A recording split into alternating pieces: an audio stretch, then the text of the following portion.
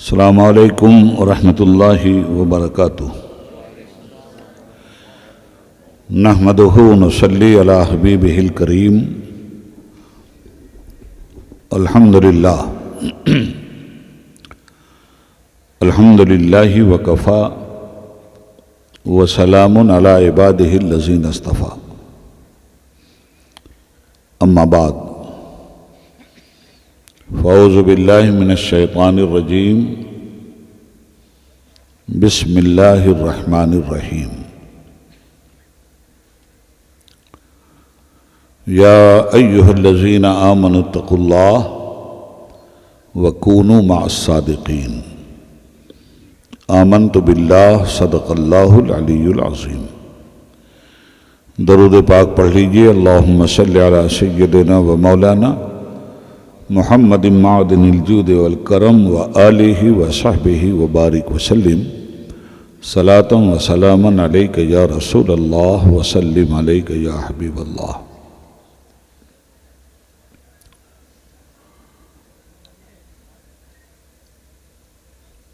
सदर इजलास डाइस पे तशरीफ़ फरमा सादात किराम और उलमाए इज़ाम,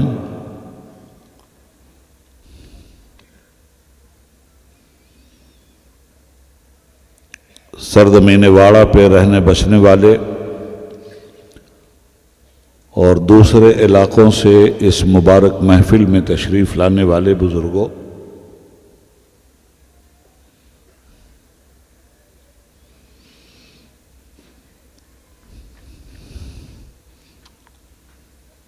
नौजवानों,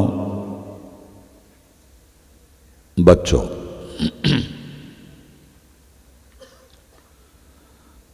आज का ये अज़ीमुश्शान इजलास जश्न गौसुल आज़म के नाम से मुनक़िद हुआ है।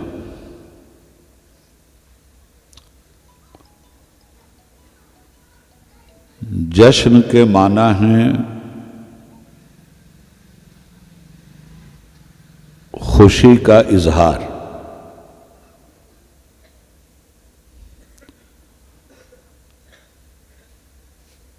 गौसुल आज़म सैयदना अब्दुल कादिर जीलानी रज़ियल्लाहु ताला अन्हु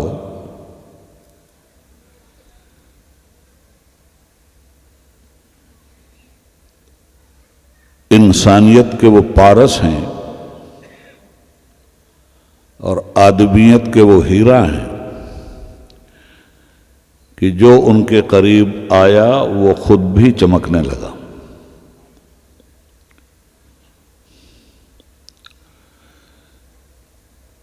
दुनिया में लोग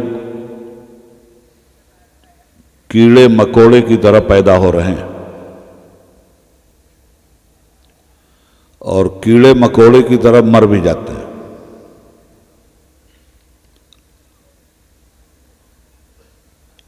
मगर जिन लोगों को किसी खास मकसद के लिए पैदा किया गया, वो जब दुनिया में आते हैं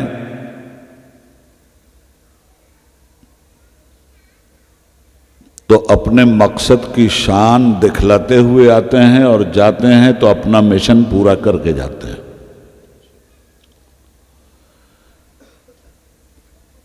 दुनिया में हर पैदा करने वाले की पैदाइश पर खुशी का इजहार नहीं होता। घर वाले खुशी का इजहार कर लें, बाहर वालों को क्या पड़ी।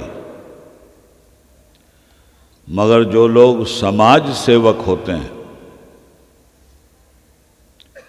उनके सुख दुख में सिर्फ घर के लोग शरीक नहीं होते, पूरा समाज उनके सुख दुख में शरीक होता है। इसलिए कि ऐसे लोग समाज की जब सेवा करने पे उतरते हैं तो वो अपना पराया नहीं देखते, वो जात बिरादरी भी नहीं देखते और वो लोगों का धर्म भी नहीं देखते। अलग अलग मज़ाहिब में होने के बावजूद सारी दुनिया के इंसान औलादे आदम हैं। हिंदू हो, मुसलमान हो, सिख हो, ईसाई हो, बौद्धिस्ट हो, पारसी हो, ये सब के सब आदमी हैं। किसी हिंदू भाई से कह दीजिए कि तुम आदमी नहीं हो, तो उसे तकलीफ होगी कि नहीं होगी? किसी मुसलमान को कहिए कि तुम आदमी नहीं हो, उसे भी उसी तरह से तकलीफ होगी। मालूम यह हुआ कि आदमी होना इज्जत की बात है, और इज्जत जिसके पास है उसको बेइज्जत नहीं किया जाता। मगर आदमियों में पैदा हुआ हो और आदमियत उसमें ना हो, पैदा हुआ हो इंसानों में और इंसानियत उसमें ना हो। इंसान बना है उन्स से, अरबी का ये लफ्ज़ है जिसमें हम इंसान बोलते हैं, ये अरबिक वर्ड है, ये उन्स से बना है। तो इंसान के माना क्या हुआ है? मोहब्बत करने वाला। इंसान के माना क्या हुए? मुसीबत में दूसरों के भी काम आने वाला। इंसान के माना क्या हुए? छोटों से प्यार करने वाला, बड़ों का आदर और इज्जत करने वाला। पहले तो हमें इस बात को अच्छी तरह से समझ लेना चाहिए। जो छोटों से मोहब्बत नहीं करता और बड़ों की इज्जत नहीं करता, उसे इंसान कहलाने का हक ही हासिल नहीं। अब इंसान अलग अलग मजहब और अलग अलग धर्म में बटा हुआ है, मगर जो चीज़ें बटी नहीं हैं वो क्या हैं? वो है इंसान का एहसास, वो है गम में इंसान की आंख से बहता हुआ आंसू, वो है खुशी में मुस्कुराने का सलीका।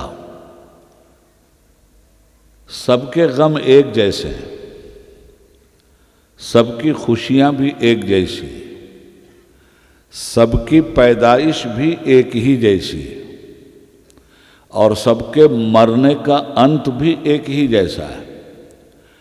तो अगर धर्म अलग अलग हुए और उसके बावजूद इतनी सारी चीज़ें सिमिलर हैं और एक हैं, तो वहाँ तो एकता होनी चाहिए जहाँ तमाम चीज़ें हर आदमी में पाई जाती।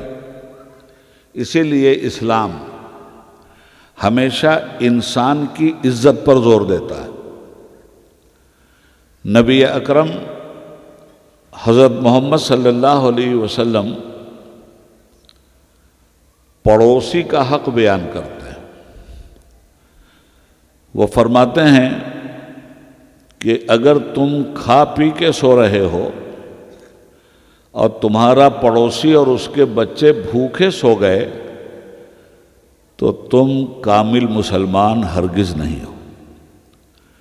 तुम्हें खाने से पहले अपने पड़ोसियों के घर की भी खबरगिरी कर लेनी चाहिए कि कहीं तुम्हारा पड़ोसी और उसका बच्चा खाना ना होने की वजह से भूखा तो नहीं सो रहा है।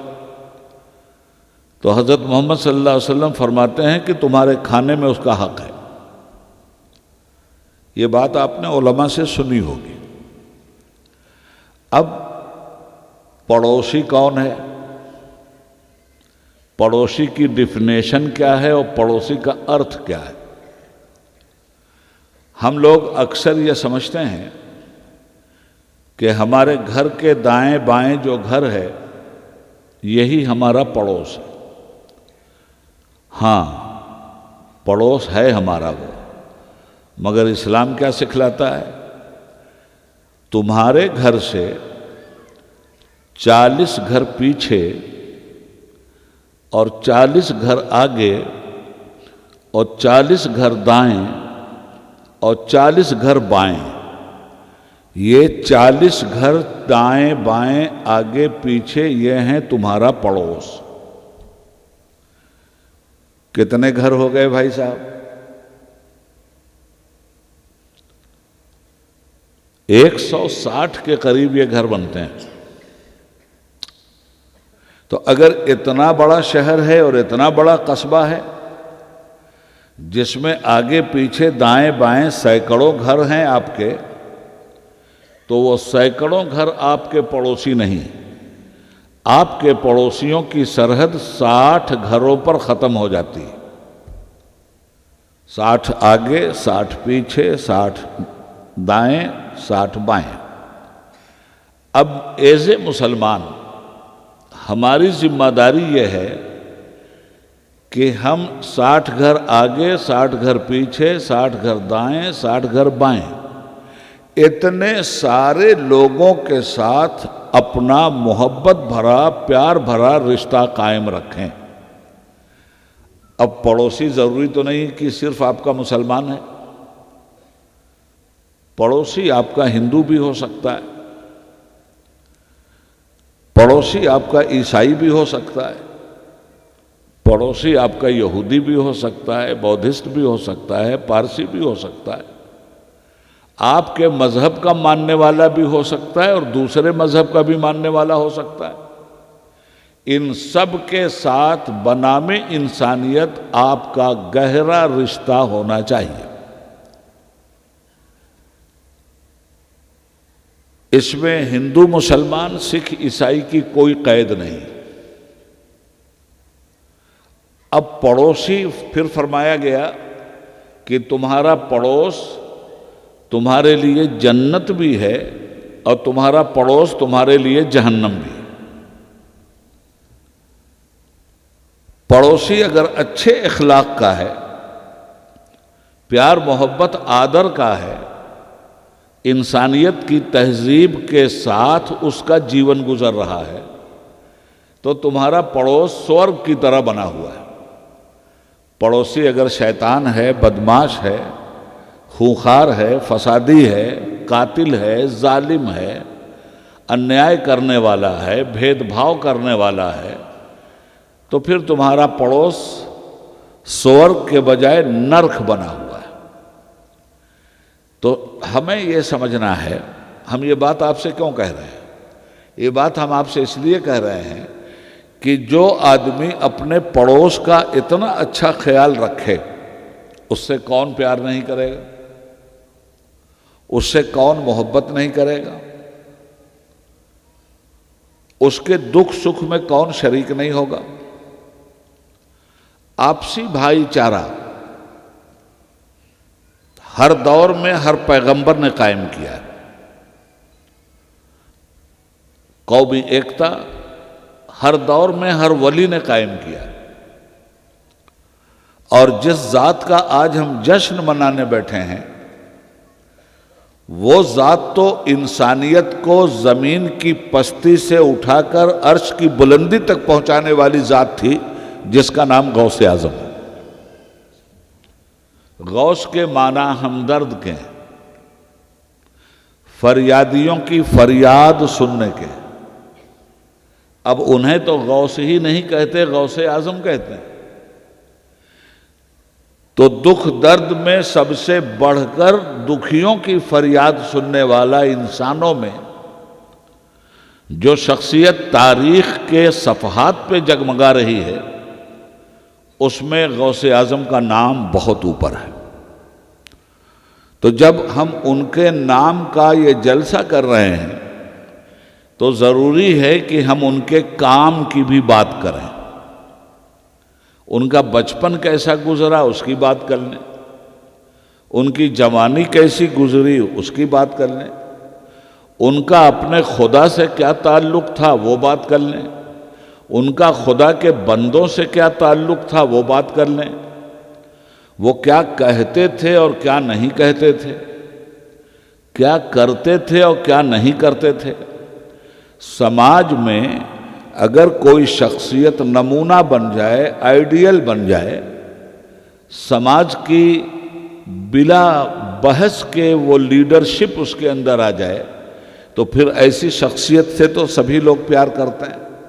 उसमें फिर मज़हब का बंटवारा काम नहीं करता, उसमें फिर इंसानियत काम करती है, आदमियत काम करती है। और अलग अलग धर्मों में रहने के बाद भी कर्मों की बुनियाद पर सब लोग एक दूसरे का आदर करते हैं।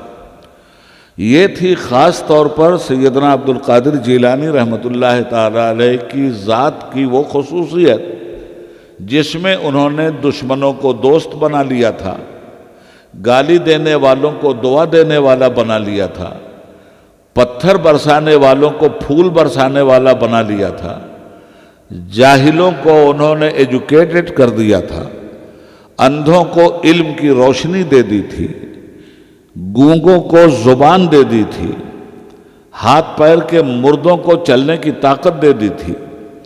वो ऐसे समाज में पैदा हुए थे जिस समाज में आज की जो बुराइयां हमारे समाज में हैं, ये बुराइयां कुछ भी नहीं हैं उस समाज में जो बुराइयां।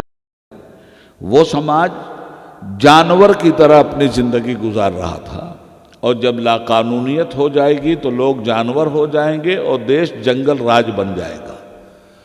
कानून की हुक्मरानी ख़त्म हो गई तो फिर कोई किसी का आदर करने वाला नहीं। ये कानून है जो इंसान को एक दूसरे की मोहब्बत में, एक दूसरे के रिश्तों में जकड़ के रखता है। कानून की हुकूमत ख़त्म, हम सब ख़त्म हो गए। कानून की हुकूमत रही, हम सब सुरक्षित और महफूज रह गए। हज़रत गौसुल आज़म, उन्हें दुनिया से गए हुए 900 साल हो गया। 900 साल। कहाँ पैदा हुए थे वो? ईरान और इराक की सरहद पर। जैसे इस सड़क से हम आ रहे हैं, इस सड़क के उस पार भी घर हैं और इस पार भी। इधर ईरान है, सड़क के उस पार इराक है, और इराक की सरहद पे ईरान में वो पैदा हुए। उनकी होनहार बिरवा के चिकने चिकने पात। देखो, मैं कहानी की तरह अपनी बात आपको सुना रहा हूं ताकि अच्छी तरह से आपके जहन में आ जाए। और ये कहानी मैं पहली बार आपको नहीं सुना रहा हूं, ये कहानी जो आता है वो सुनाता है। मगर इस कहानी के अंदर जो ट्विस्ट है, इस कहानी के अंदर जो भेद छुपा हुआ है, उस भेद को समझने की ज़रूरत है। और उनका नाम अगर लेके हम इतना रुपया पैसा खर्च कर रहे हैं तो उनके काम को भी जिंदा करना हमारा फ़र्ज़ है। हम तो सिर्फ जिस्मो जान से उनकी बारगाह में अपना खराज अक़ीदत पेश कर दें, यही बहुत बड़ी बात है।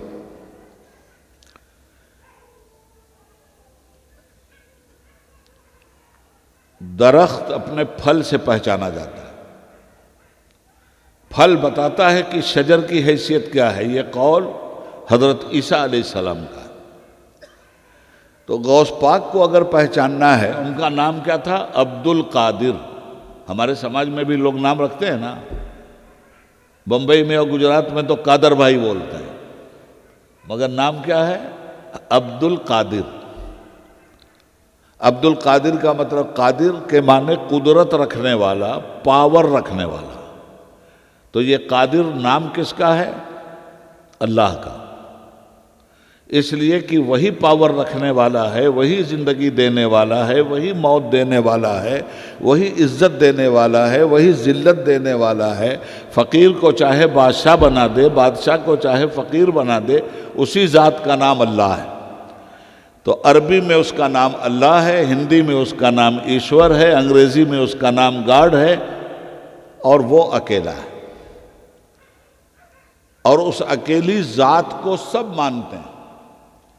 किसी से भी कहिए मालिक जैसा चाहेगा वैसा होगा। जब वो ये बोलता है कि मालिक जैसा चाहेगा वैसा होगा, वो किसको मालिक बोल रहा? जब वो बोलता है कि ईश्वर जैसा चाहेगा वैसा होगा, किसको बोल रहा है? उसके बेशुमार नाम हैं, अलग अलग जुबानों में अलग अलग उसके नाम हैं। अकेली वो ज़ात है, उसके मुकाबले में कोई नहीं। उसने सबको पैदा किया, उसको किसी ने नहीं पैदा किया। वो सबका मालिक है, उसका मालिक कोई नहीं। वो सबको खिलाता है, वो खाने का मोहताज नहीं। वो सबको पहनाता है, वो कपड़े का मोहताज नहीं। लाता खुजहू सनतु वला नौम, न उसको नींद आती है न उसको ऊँघ आती। तो सुप्रीम पावर अल्लाह है। नाम उसका कादिर है, कुदरत रखने वाला। गौस पाक का नाम क्या है? अब्दुल कादिर, कुदरत रखने वाले का बंदा। अब्द के माना बंदा, अब्दुल कादिर, कादिर का बंदा। ये दुनिया में जब आए हैं तो आदमी अपने घर से भी पहचाना जाता है, घर के संस्कार से पहचाना जाता है, घर के तौर तरीके, तहजीब, कल्चर और तमद्दुन से पहचाना जाता है, घर के बैकग्राउंड से पहचाना जाता है। तो ज़रा हम इनके माँ बाप पर भी एक नज़र डाल लें। इनके बाप का नाम सालेह जंगी दोस्त, इनकी माँ का नाम उम्मुल खैर फातिमा। सुना है आपने? मैं फिर कह रहा हूँ, मैं कोई नई कहानी नहीं सुना रहा हूँ, मगर सूरह फातिहा में ताकत इतनी है और सूरह फातिहा ज़रूरत इतनी बड़ी है कि नमाज ही नहीं होती बिला सूरह फातिहा पढ़े हुए। इसलिए बार बार सूरह फातिहा के माना मालूम होने के बाद भी सूरह फातिहा पढ़ी जाती है, और सूरह फातिहा की हैसियत को समझ करके कभी सूरह फातिहा को इग्नोर नहीं किया जाता। इसी तरह हज़रत गौसुल आज़म के वालिदैन की बात भी बार बार की जाती है और बार बार सुनी जाती है, मगर उसके अंदर से बार बार जो लतीफ़े निकलते हैं, लुत्फ़ निकलता है, नुक्ता निकलता है, वो बहुत प्यारा होता है। आपको उलमा सुनाते हैं कि उनके वालिद दरियाए दजला के किनारे खड़े थे, भूखे थे। एक सेब बहता हुआ आया दरिया में, सुना है ना? भूख इतनी शिद्दत की लगी थी कि तड़प के दरिया में कूद गए और सेब पकड़ लिया, बाहर निकल के खा लिया। अब देखो यहां इस्लाम क्या सिखलाता है। बात को खूब अच्छी तरह जहन में रखना। हम आपको ABCD की तरह समझा रहे हैं, हिंदी में अ ब त स की तरह बतला रहे हैं, ताकि बात एकदम जहन में उतर जाए आपके। इन्होंने सेब खा लिया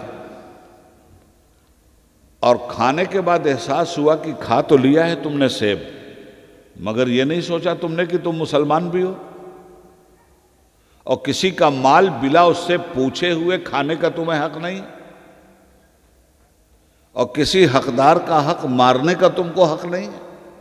अब दिल में एक सवाल पैदा हुआ। यह सवाल क्यों पैदा हुआ? हज़रत मोहम्मद मुस्तफ़ा सल्लल्लाहु अलैहि वसल्लम जो मानवता के पैगंबर हैं और खुदा के दूत हैं, आखिरी दूत, आखिरी पैगंबर, हज़रत मोहम्मद सल्लल्लाहु अलैहि वसल्लम मुसलमान की डिफिनेशन क्या बयान करते हैं? मुसलमान किसको कहते हैं? तो हुजूर फरमाते हैं कि मुसलमानों, तुमको सिर्फ 2 ड्यूटी दे रहा हूं, तीसरी तुम्हारी कोई ड्यूटी नहीं। 2 काम करो, मैं तुम्हारे सच्चे मुसलमान होने की गारंटी देता हूं। मुसलमान का मतलब क्या है, पहले इसको समझ लीजिए।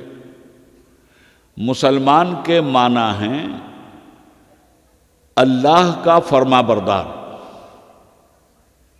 मुसलमान के माना है उसके नबी का फरमाबरदार। मुसलमान के माना है खुदा के सामने आत्मसमर्पण करने वाला। यह है लफ्ज़ मुस्लिम का मतलब। और ये जो काफिर काफिर कहा जाता है और हमारे हिंदू भाइयों के दिमागों में ये डाल दिया गया कि ये मुसलमान तुम्हें गाली देते हैं, ये फैलाया जा रहा है।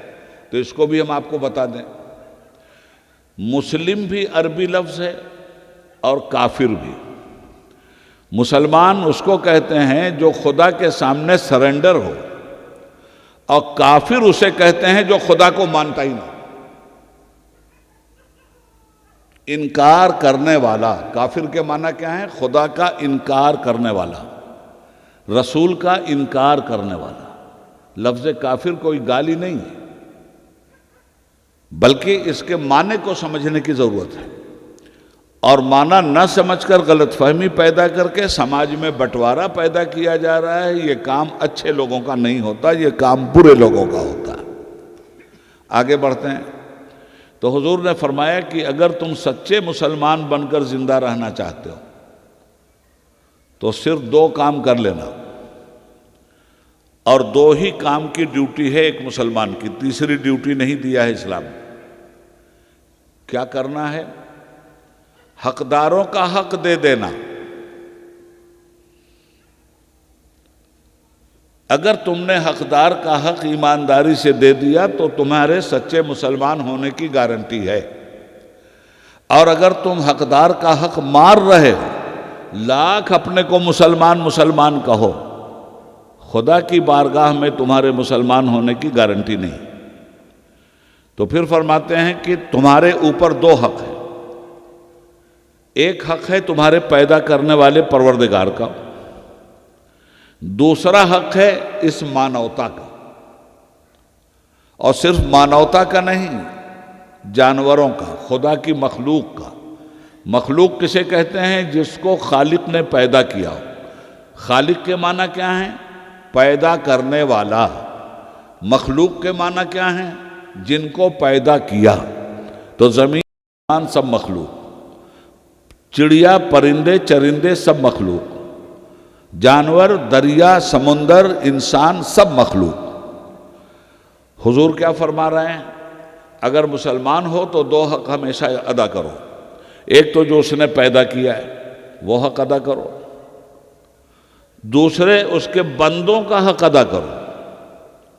फिर फरमाते हैं कि खुदा का हक अदा करने में अगर तुमसे गलती हो गई तो खुदा तुम्हें माफ कर सकता है, मगर बंदों का हक अगर तुमने मारा तो खुदा तुम्हें लाख नमाज रोजा पढ़ते रहो, लाख हज करते रहो, एक हज नहीं 70 हज कर लो, कभी खुदा तुम्हें उस वक्त तक माफ नहीं करेगा जब तक बंदा तुमको माफ करने के लिए तैयार ना हो। यह है इस्लाम।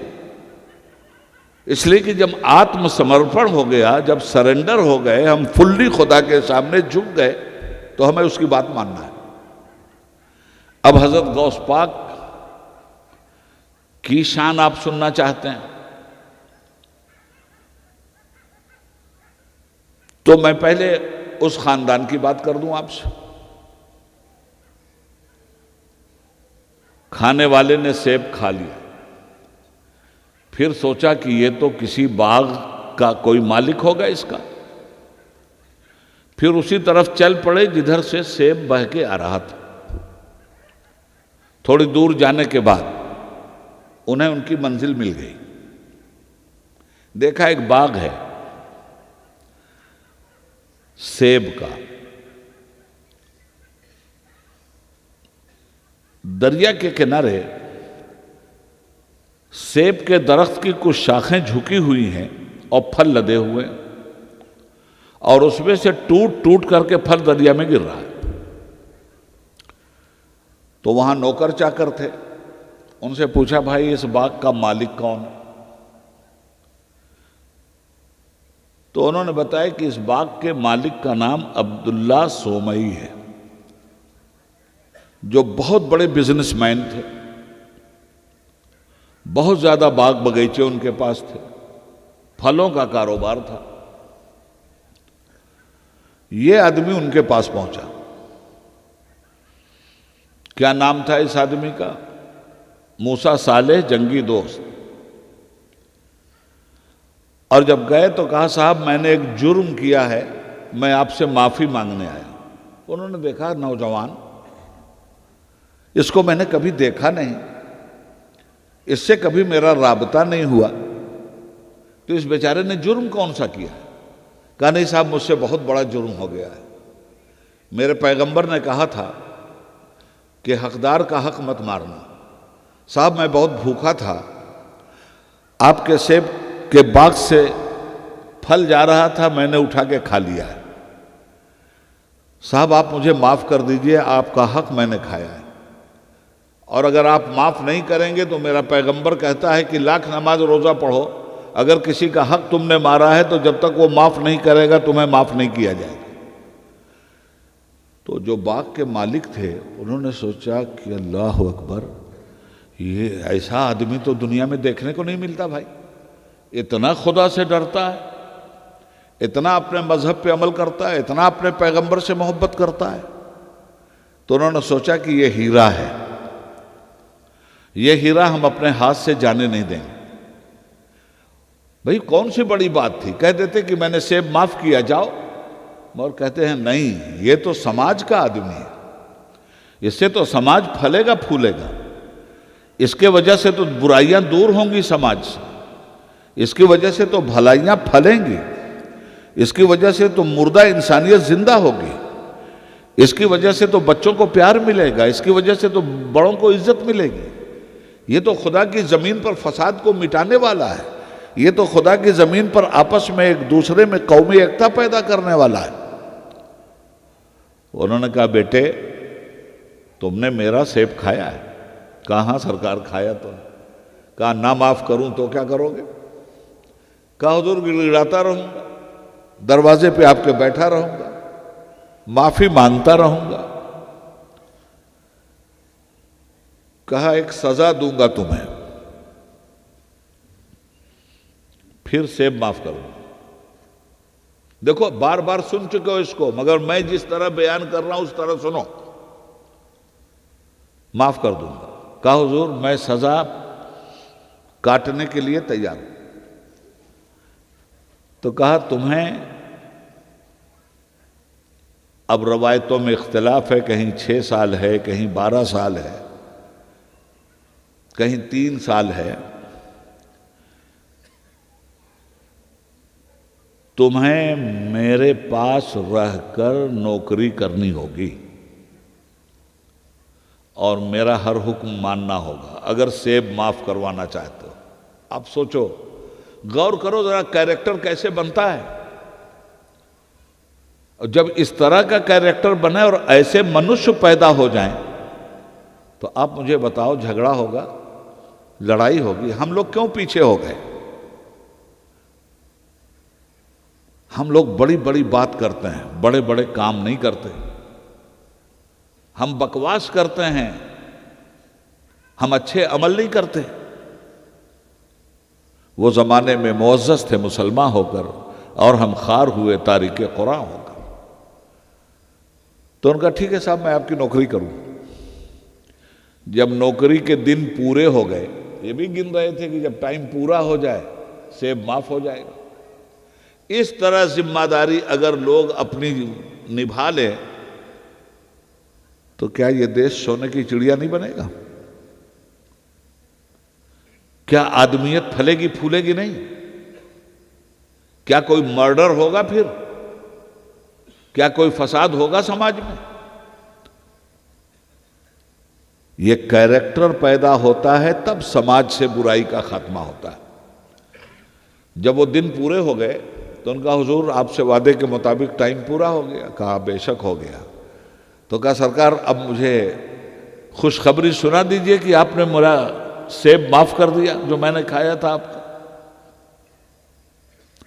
अब वो सोचने लगे कि बात तो पूरी है, मगर ये चला जाएगा तो मैं तो तरसूंगा इसको देखने के लिए। देखो कैरेक्टर आदमी को कहां पहुंचाता है। तो उन्होंने कहा भैया तुमने मेरा सेब खाया है? कहा हाँ हुजूर खाया। कहा एक शर्त और पूरी करनी पड़ेगी मेरी, तब माफ करूं। कहा हुजूर 100 शर्त पूरी करूंगा आपकी एक सेब की माफी के लिए। देखो ये बहुत बड़ा सबक है ना। एक सेब की माफी के लिए 100 शर्तें पूरी करूंगा आपकी। फरमाइए अब क्या शर्त है आपकी? कहने लगे बेटे बड़ी सख्त शर्त है, पूरी करोगे? कहा करूंगा, खुदा के अजाब से बचने के लिए इस दुनिया का हर अजाब सह लूंगा। तो कहा बेटा तुम्हें मेरी बेटी से शादी करनी पड़ेगी। अब ये घबराए कि कहां ये बादशाह वक्त और कहां मेरे जैसा भूखा आदमी। कहा हुजूर आप मेरे साथ मजाक क्यों कर रहे हैं? कहा नहीं बेटा मैं मजाक नहीं कर रहा हूं, मैं सच बोल रहा हूं, मेरी बेटी से शादी कर लो, माफ कर दो। कहा ठीक है हुजूर कर लूंगा। कहा करने से पहले सुन तो लो, मेरी बेटी में कुछ ऐब हैं, तो मैं नहीं चाहता कि मैं अपनी बेटी का ऐब छुपा कर रखूं तुमसे। कहा वो भी बतला दीजिए। कहा बेटा मेरी अकलौती बेटी है, एक ही बेटी है, और मेरी बेटी दोनों आंख की अंधी है। कहा हुजूर सेब माफ कर दीजिएगा ना? कहा हाँ बिल्कुल माफ कर देंगे। कहा मैं कर लूंगा। अरे कहा भी बात पूरी नहीं हुई, और सुनो। कहा हुजूर अब क्या है? कहा वो दोनों कानों की बहरी भी है। बोलो अब क्या बोलते हो? कहा हुजूर मंजूर है। अरे कहा मियां वो जुबान की गूंगी भी है। कहा मंजूर है। वो हाथ की लूली और पैर की लंगड़ी भी है।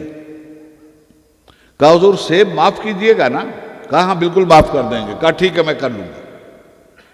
मैं अपनी अंधी बीवी, बहरी बीवी, गूंगी बीवी, लूली बीवी, लंगड़ी बीवी की सेवा में जिंदगी गुजार दूंगा, आप अपना हक मुझे माफ कर दीजिएगा। तय हो गई बात, हो गई शादी। अब उन्होंने वहीं जगह दी थी, इनको दामाद हो गए थे, महल ही में जगह मिली।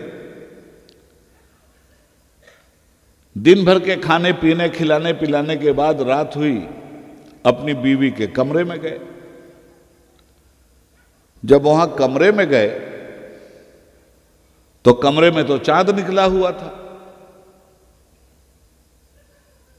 आंखें हूरों को शर्मा रही थी, चेहरे से नूरे इलाही की शुआएं फूट रही थी, अंधेरा उजाले में बदला हुआ था। खूबसूरत औरत निगाह के सामने थी, कान भी ठीक, आंख भी ठीक, हाथ पैर भी सलामत। एक नजर इनकी पड़ी और फौरन अल्लाह की पनाह मांगते हुए कमरे से बाहर निकल गए। कहने लगे मेरे साथ तो इस ताजिर ने बहुत बड़ा धोखा कर दिया। मेरे जिस्म जान से ये खेल सकता है, मैं अपने दीनो ईमान से इसे नहीं खेलने दूंगा, और मैं किसी ऐसी औरत की तरफ नजर नहीं उठाऊंगा। मेरी बीवी अंधी है, ये औरत आंख वाली है, मैं आंख वाली औरत की तरफ निगाह नहीं उठाऊंगा। बाहर निकले कमरे से, मुसल्ला उठाया, बिछा दिया और रात भर नमाज पढ़ के अल्लाह से रोते रहे, ये अल्लाह मुझे माफ कर देना, ये अल्लाह मैं जिस मुसीबत में हूं इस इम्तिहान में मुझे कामयाब कर देना। उधर वो उन्होंने भी अपना दुपट्टा बिछा दिया, अंदर वो इबादत करती रही रात भर खुदा की, बाहर ये इबादत करते रहे रात भर खुदा की।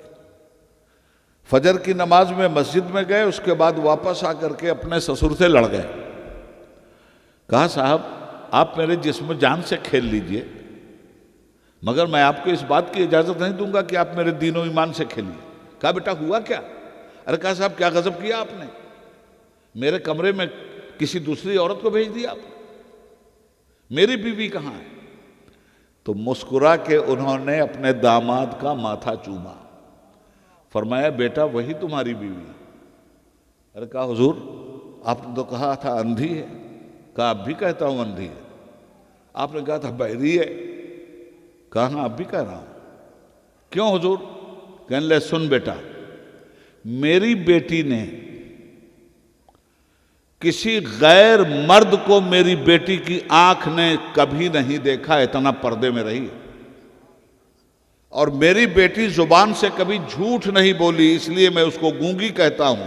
किसी गैर मर्द की तरफ नहीं देखा इसलिए मैं उसको अंधी कहता हूँ, और किसी की बुराई अपने कान से उसने नहीं सुना इसलिए मैं उसको बहरी कहता हूँ, और किसी बुरे रास्ते पे वो नहीं चली इसलिए मैं उसको लंगड़ी कहता हूँ, और किसी मजलूम पे उसने हाथ नहीं उठाया इसलिए मैं उसे लूली कहता हूँ।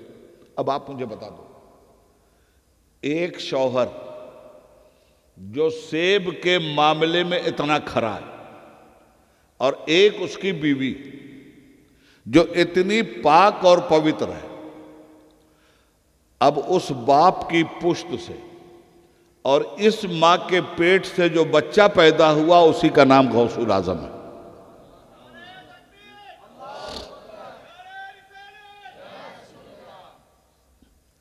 उसी बच्चे का नाम अब्दुल कादिर।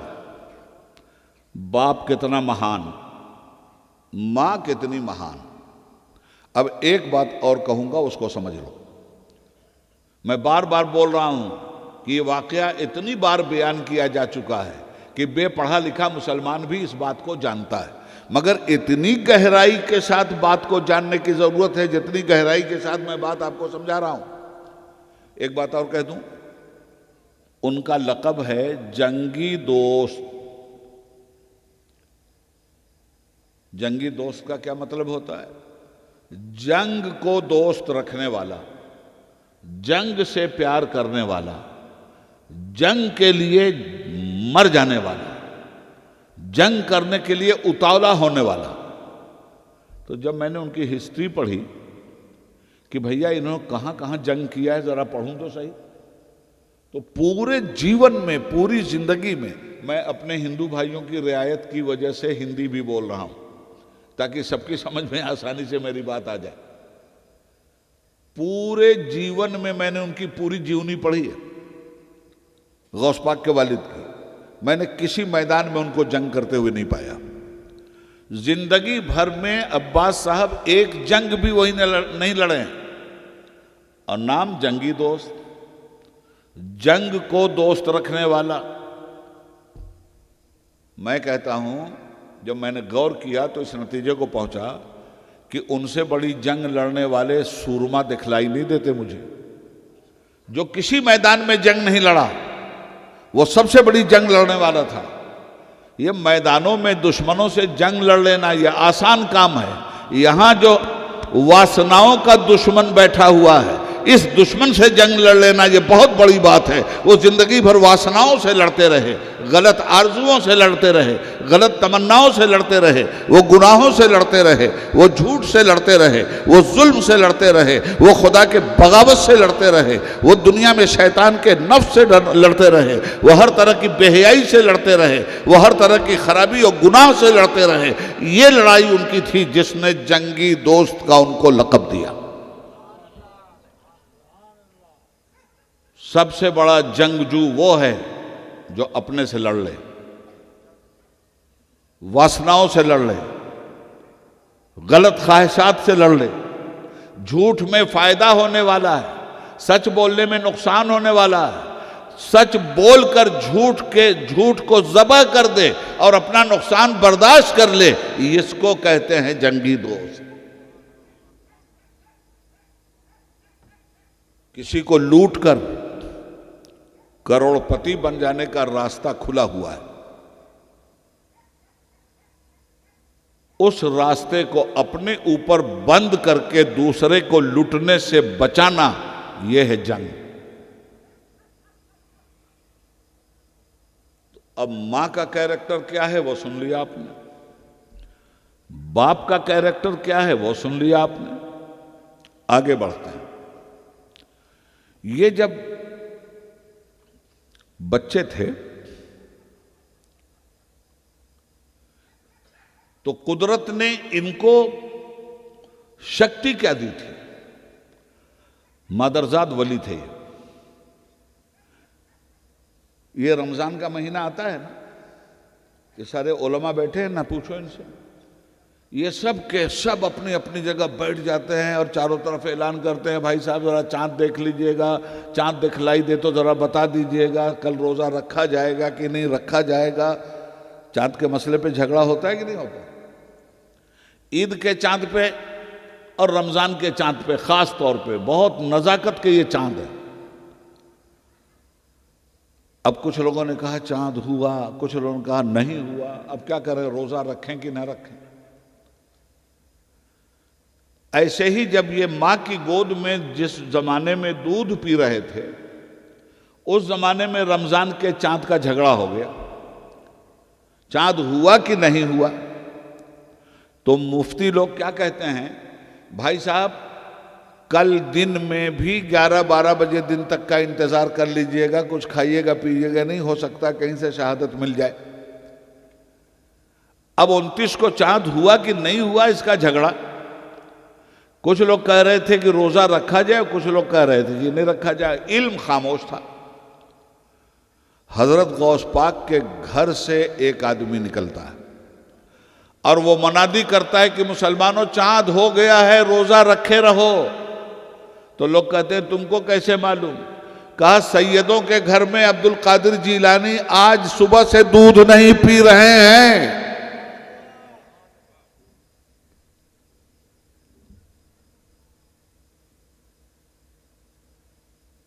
बड़े हुए तो किसानों का एरिया था, वो खेती बाड़ी वालों का, उनके भी दोस्त अहबाब बच्चे। एक दिन एक किसान के खेत में चले गए, वो हल जोत रहा था, उम्र थोड़ी इनकी 11-12 साल की हो गई थी। इनका भाई जरा दे दे मैं भी जोतूं। पकड़ लिया बैल की पोंछ, ऊपर से एक आवाज आई, अब्दुल कादिर तुम्हें खेत जोतने के लिए नहीं पैदा किया गया, इंसानियत की बंजर जमीन जोतो और इंसानियत की बंजर जमीन जोत कर उसमें आदमियत के फूल निकालो, इंसानियत के फूल निकालो। खुदा ने तुम्हें इसलिए पैदा किया। ये है गौसुल आज़म। मैं हवा में उड़ने वाली कोई बात नहीं करूंगा आपसे, मैं जमीन की बात करूंगा आपसे। अब धीरे धीरे उम्र हुई आपकी 18 साल। इस 18 साल में अपने इलाके में आपने इल्म हासिल किया।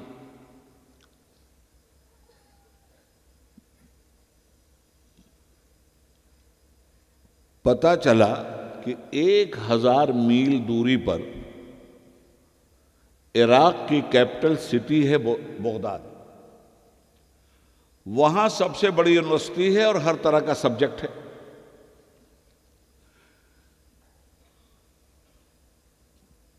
पैदा होने के बाद 1 साल की उम्र थी, वालिद का इंतकाल हो गया था।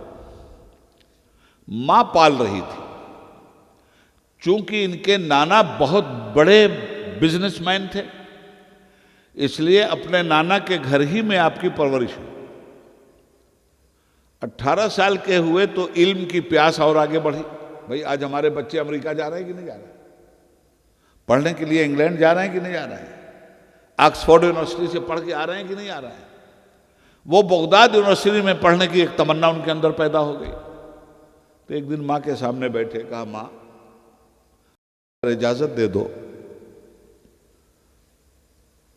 तो मैं पढ़ने के लिए बगदाद चला जाऊं। अब गौस पाक का जश्न मनाने वालों, ये लाइट उइट लगाने से कुछ नहीं होता, ना इससे जश्न होता। ये माइक लगाने से भी जश्न वश्न नहीं होता। ये हार फूल पत्ती उत्ती लगाने से भी जश्न नहीं होता। ये नारा लगाने से भी जश्न नहीं होता। उन्होंने जो किया है वो करने से होता है जश्न। अब वो तालीम के लिए इतनी दूर जा रहे हैं, तुम्हारा बच्चा जाहिल क्यों है? मनाओगे जश्न गौसुल आजम और रहोगे जाहिल।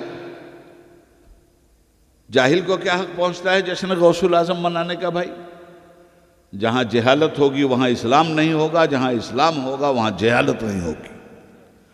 अब जरा अपने गांव में देखो कि तुम्हारे यहां जहालत है या नहीं है। आदमी जितना ज्यादा जाहिल होगा उतना ही इस्लाम से दूर होगा, और जितना ज्यादा पढ़ा लिखा होगा उतना ही इस्लाम से करीब होगा।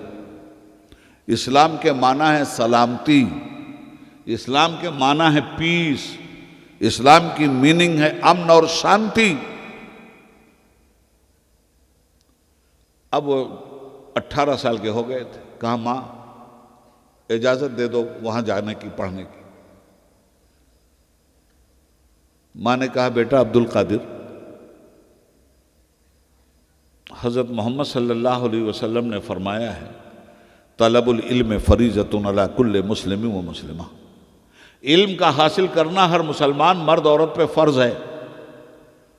बेटा तुम उसे नबी की औलाद हो, उसी ख़ानदान के खिलते हुए फूल हो।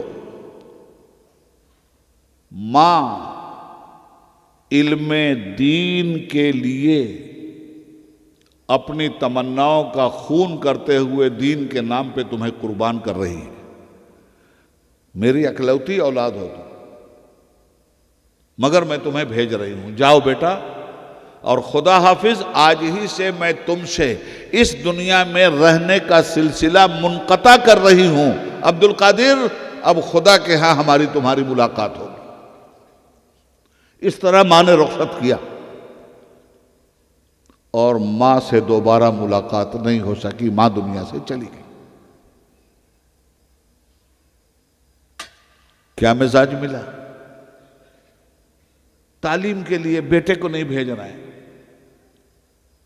मैं आया था, हाजी साहब को मालूम है, हाजी जुमा साहब को, अल्लाह इनको सलामत रखे, बड़ा काम करते हैं।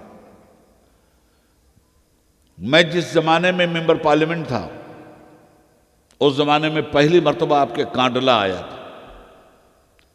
मैं 1990 से लेकर 2008 तक कंटिन्यू 18 साल तक मेंबर पार्लियामेंट रहा हूं, और 18 साल कोई मामूली नहीं होता। जब मैं कांडला आया तो वहां मछेरे मुसलमानों की हालत देखी मैंने मालूम करना चाहा कि यहां तालीम क्यों नहीं, तो पता चला कि ये मियाँ भाई लोग बहुत मालदार हैं, समुंदर की मछली पकड़ने वाले और कश्तियों का कारोबार करने वाले बड़े मालदार लोग हैं। और कहते हैं क्या होगा पढ़ा लिखा के, कितना पैसा मिलेगा पढ़े लिखे बच्चे को। यहाँ तो एक एक दिन में 50,000 हम कमा लेते हैं, 10,000 रोज कमा लेते हैं, और 10,000 महीना भी नहीं मिलने वाला है, तो क्या करेंगे पढ़ा लिखा के। यानी मकसद सिर्फ यह है कि किसी तरह से खाओ पियो मर जाओ। तो फिर आपको इंसान बनने की क्या जरूरत है? खाने पीने और मरने के लिए जानवर कम थे जो आपको पैदा कर दिया गया? आपको सिर्फ खाने पीने के लिए नहीं पैदा किया गया है, कैसे खाया जाए और कैसे न खाया जाए यह सबक पढ़ाने के लिए पैदा किया गया है। हराम न खाया जाए, हलाल खाया जाए, यह सबक पढ़ाने के लिए आपको पैदा किया गया है। सूद ना खाया जाए, तिजारत करके खाया जाए, यह सबक पढ़ाने के लिए आपको पैदा किया गया है। जाहिल ना रहा जाए, पढ़ा लिखा बनाया जाए समाज को, यह सबक पढ़ाने के लिए आपको पैदा किया गया है। मगर जहन, अरे भाई कारोबार बहुत बढ़िया चल रहा है, क्या करेंगे पढ़ा करके? 10 साल में तो पढ़े लिखे 10 आदमी को वो नौकर रख लेगा, इतना कमा लेगा हमारा जाहिल बेटा। और हैं ऐसे जाहिल। एक जाहिल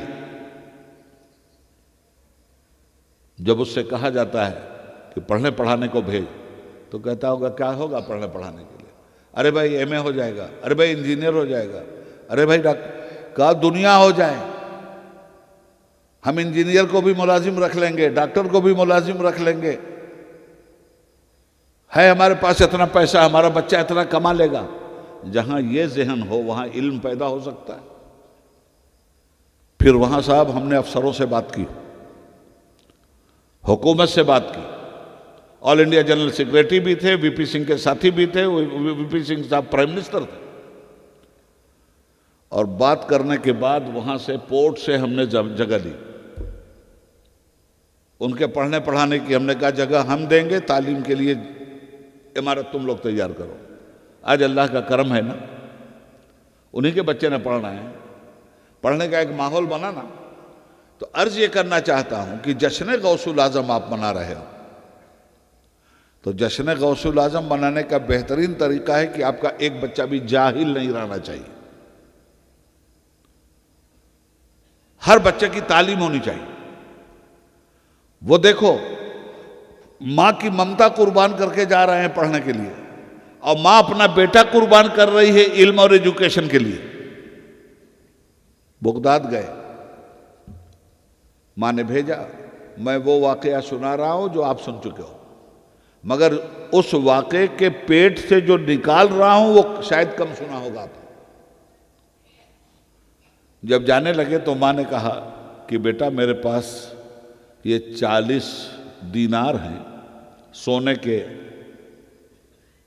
गिन्नियां, ये ले लो, तुम्हारे काम आएगा खाने पीने के लिए, 1000 मील का सफर है। यहां माँ ने सिल दिया। वो ज़माना डाकुओं का था, लुटेरों का था। जैसे मैंने बताया कि आज के ज़माने का जो खुराफात है, इसका 100 गुना ज़्यादा खुराफात उस ज़माने में था। चले,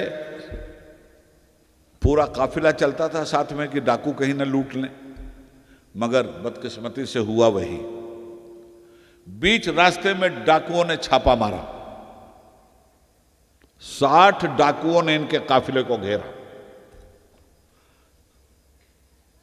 और सबका सारा सामान लूट के एक जगह कर दिया। एक डाकू इनके पास भी आया, 18 साल का खूबसूरत नौजवान। कहा बच्चे तेरे पास भी कुछ है? कहा बिल्कुल है।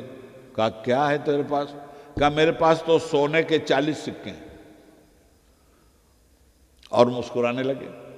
डाकू को बड़ा बुरा लगा। वो वहां तो कुछ जवाब नहीं दिया उसने, अपने सरदार के पास गया। सरदार का नाम था अहमद। ये सब मुसलमान थे, ये जितने डाकू थे सब मुसलमान थे।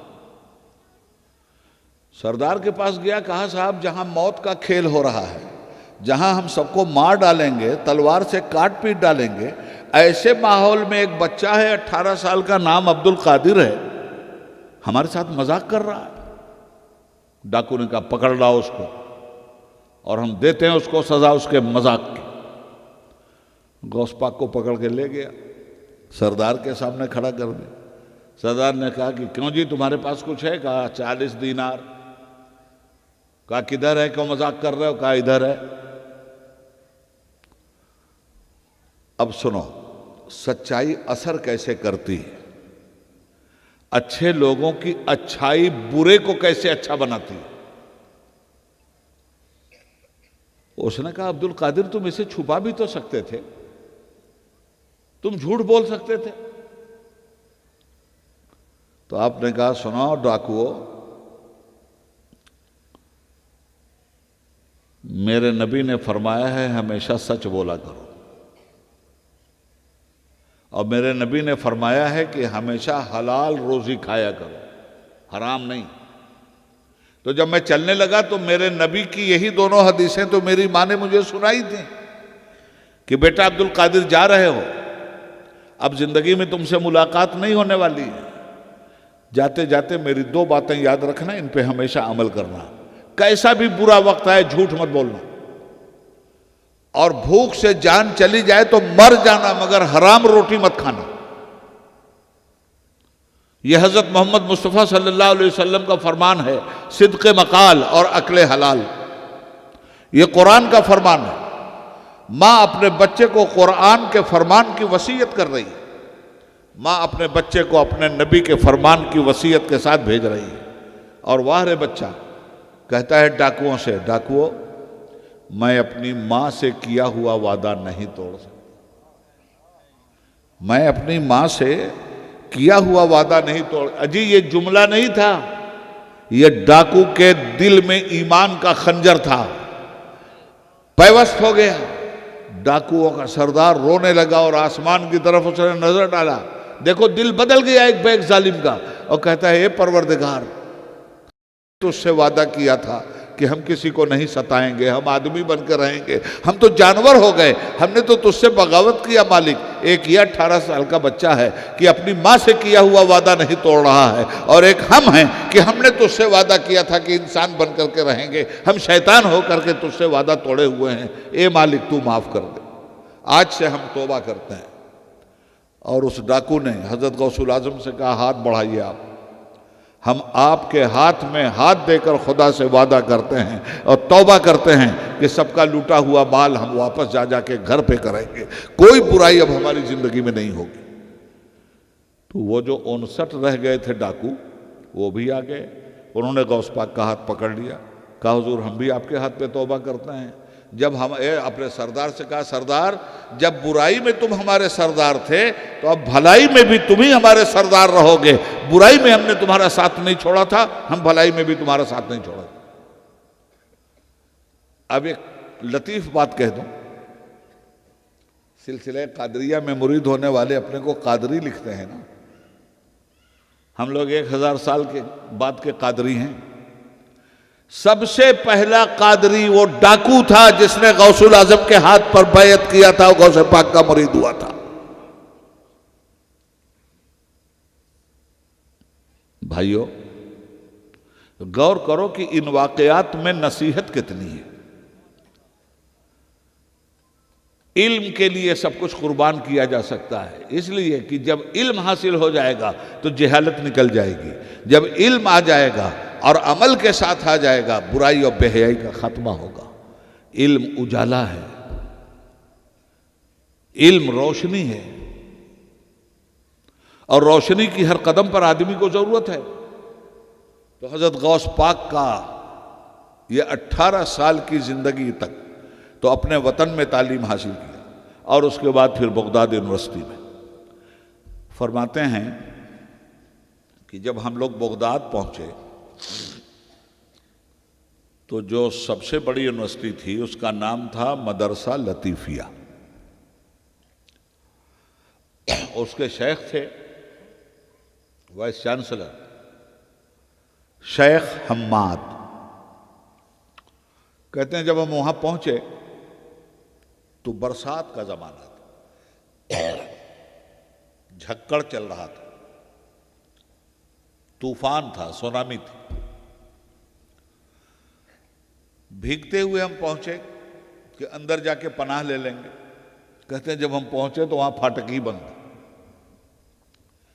रात भर हम भीगते रहे, रात भर हम भीगते रहे। सुबह में जब फजर की अजान हुई है तब फाटक खुला है, और जब फाटक खुला है तो फरमाते हैं कि देखता क्या हूं कि वाइस चांसलर खुद फाटक पे आके खड़े हैं, हज़रत शेख हम्माद। और आने के बाद फाटक पे कहते हैं अहलन व सहलन मरहबा या अब्दुल कादिर, ए अब्दुल कादिर तुम्हें मुबारकबाद। और हजरत गौस पाक को गले से लगा के कहते हैं अब्दुल कादिर, आज जिस कुर्सी पे मैं बैठा हूं, आने वाले दिनों में खुदा इसी कुर्सी पे तुमको बिठा लेगा। उस जमाने में इस बूढ़े को भूल मत जाना। आप देख रहे हो, ये इल्म है, एजुकेशन है। तो अगर गौस पाक का जश्न मनाना है आपको, मनाइए। और मैं सलाम पेश करता हूं उस रूहानी क़यादत को जिसको मुफ्ती आजम कच्छ के नाम से हम आप जानते हैं, मानते हैं, पहचानते हैं। उन्होंने ये कंसेप्ट आपको इस सरजमीन पर दिया कि जश्न गौसुल आजम मनाओ, और हर साल हजरत गौस पाक की जिंदगी का कोई ना कोई वाकया आप मनाते जा रहे हो, आने वाले आ रहे हैं, सुनाते जा रहे हैं। मगर एक कान से सुनना और दूसरे से निकाल देना, इसका नाम जश्न मनाना नहीं है।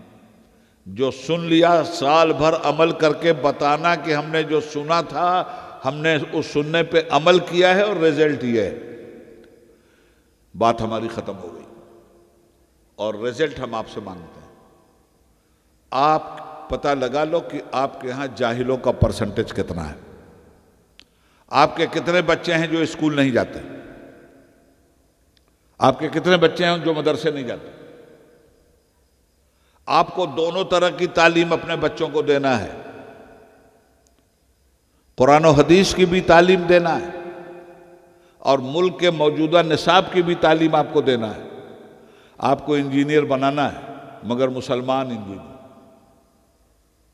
मेरी बात से धोखा मत खाइएगा। मुसलमान इंजीनियर का मतलब क्या? इतना इस्लाम पढ़ा दीजिए कि वो इंजीनियर जब मुसलमान बन के अपनी ड्यूटी पे आए तो आने के बाद रिश्वत खोरी और हराम खोरी न करे। उसका मजहब, उसका दीन उसको समझा दे कि तुम मुसलमान हो, हराम खाना तुम पे हराम है, हलाल रोजी बहुत है, खुदा तुम्हारी तुम्हारी तनख्वाह में तुम्हें बरकत देगा। किसी का पैसा अगर रिश्वत की बुनियाद पर लेते हो तो किसी गरीब का हक मार रहे हो।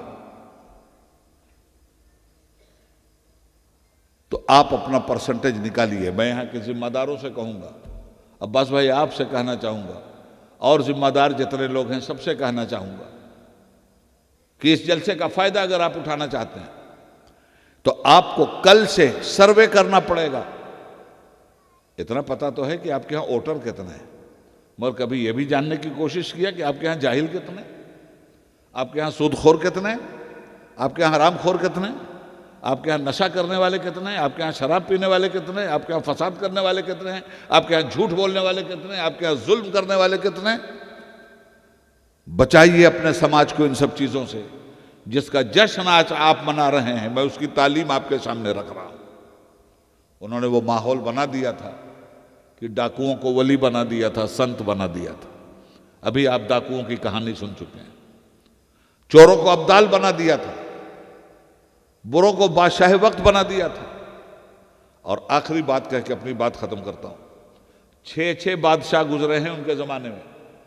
वो खिलाफत अब्बासिया का दौर था। खिलाफत बनु उमैया का खात्मा हो चुका था। आखिरी बादशाह खिलाफत अब्बासिया का जो था उसका नाम था अल मुस्तंजिद बिल्लाह। बादशाह गौस पाक के दरबार में इस तरह हाथ जोड़ के आते थे और इसी तरह से उनका लेक्चर सुनते थे। इसी तरह लेक्चर सुनने वाले लेक्चर सुन के बेहोश हो जाते थे, रोते थे, गिड़गिड़ाते थे, खुदा से माफी मांगते थे, बुरी आदतें छोड़ते थे लोग। कुरान ने कहा क्या है, कुंतुम खैरा उम्मतिन उखरजत लिन्नास तामुरून बिल मारूफ व तनहौना अनिल मुनकर। ऐ मुसलमानों, तुम बेहतरीन उम्मत हो, तुम्हारा काम भलाई का प्रचार प्रसार करना है और बुराई से समाज को बचाना है। आज खुद ही बुराई में फंसे हुए हैं, समाज को क्या बचाएंगे। इसलिए अगर जश्न गौसुल आजम मनाने में आप ईमानदार हैं, देखो हम बातें बड़ी क्लियर करते हैं, हमको चमचागिरी नहीं आती, और नहीं ईमानदार हैं तो ईमानदार बनना पड़ेगा आपको। एक बच्चा भी आपका जाहिल नहीं रहना चाहिए। और अगर कोई गरीब है, उसके पास पैसे नहीं है, जिसकी बुनियाद पे बच्चों को नहीं पढ़ा पाता, तो फिर यहां के जरूरतमंद लोगों से मैं कहूंगा कि आप उनका एक तालीम का बजट बनाइए। जैसे चंदा करके जलसा आपने किया है, ऐसे ही चंदा करके उन गरीब बच्चों की तालीम का भी बंदोबस्त कीजिए जो गरीब बच्चे पैसा ना होने की बुनियाद पर पढ़ नहीं पाते हैं। मुझे खुशी है आज कि मिनहाजुल कुरान के जिम्मेदारों ने मेरे कान में एक खुशी की खबर फूंक दी। बहुत जल्द वह आपके इलाके में आपकी बच्चियों के लिए स्कूल खोलेंगे और बच्चियों की तालीम मुकम्मल तौर पे फ्री होगी। अल्लाह से दुआ कीजिए कि ये काम जल्द से जल्द पूरा हो और इसमें हर तरह की कुर्बानी दे करके आपको इसको पूरा करना है। अगर हम जाहिल रह गए तो इस जहालत की कमी को अपने बाल बच्चों को पढ़ाकर हमें दूर करना चाहिए। यही तालीम है गौसुल आजम की, और इसीलिए उनका जश्न मनाना चाहिए। सूरज के निकलने की खुशी अंधा बेचारा क्या मना सकता है? उसके यहां तो हमेशा रात है, सूरज निकले तो रात है, ना निकले तो रात है। अंधे बेचारे के लिए सूरज के निकलने से कौन सी खुशी है? सूरज के निकलने की खुशी तो आंख वालों को है। जाहिल अंधा होता है, जाहिल बहरा होता है, जाहिल बोलता है मगर गूंगा होता है, जाहिल सुनता है मगर बहरा होता है, जाहिल देखता है मगर अंधा होता है। जो हक देख ना सके आंख रख के भी अंधा है, जो हक बोल ना सके जुबान रख के भी वो गूंगा है, जो हक सुन ना सके कान रख के भी वो बहरा है। ये इल्म का कान अलग से पैदा होता है, इल्म की आंख अलग से पैदा होती है, इल्म की जुबान अलग से पैदा होती है, इल्म का किरदार और कैरेक्टर अलग से पैदा होता है। इसलिए उबैदुल्लाह खान आज़मी आप पर जोर दे के जा रहा है कि सर्वे कर लीजिए कि परसेंटेज क्या है जहालत का, सर्वे क्या है शराब पीने वालों का, सर्वे क्या है नशाबाजी करने वालों का, सर्वे क्या है बदमाशी करने वालों का, और उसके खिलाफ एक जंग की तरह गौस पाक के बाप ने जंग करके मूसा जंगी दोस्त का खिताब पाया था।